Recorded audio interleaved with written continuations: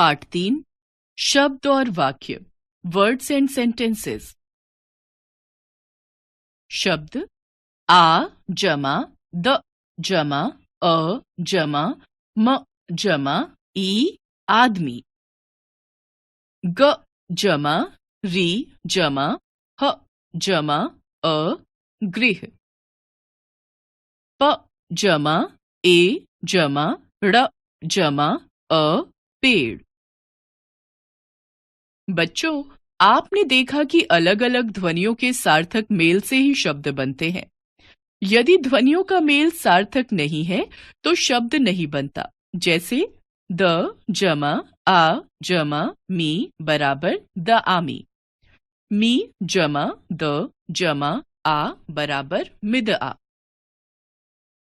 ध्वनियों के ऐसे मेल शब्द नहीं कहलाते हैं क्योंकि इनका कोई अर्थ नहीं होता है, पर इन्हीं ध्वनियों के उचित मेल आ जमा द जमा मी से बना आदमी शब्द है, क्योंकि इस शब्द का अपना एक अर्थ है।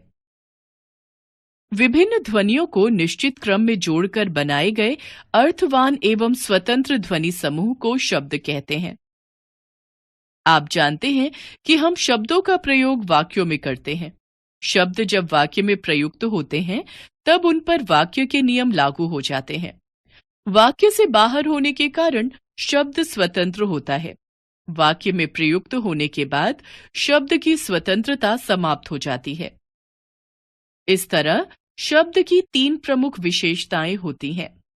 शब्द विभिन्न ध्वनियों के मेल से बनता है। शब्द का कोई न कोई अर्थ अवश्य होता है।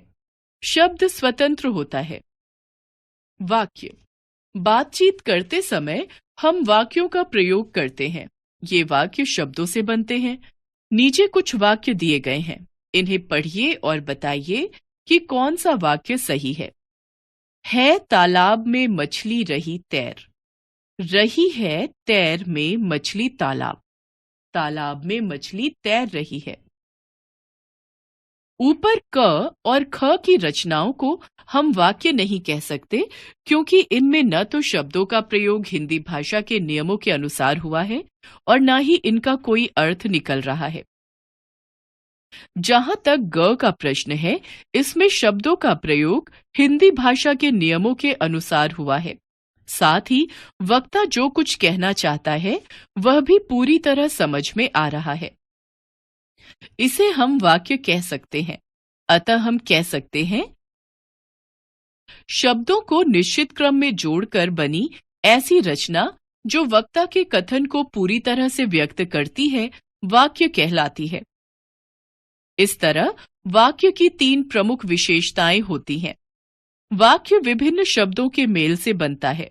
वाक्य में आने वाले शब्दों का क्रम भाषा विशेष के नियमों के आधार पर तय होता है।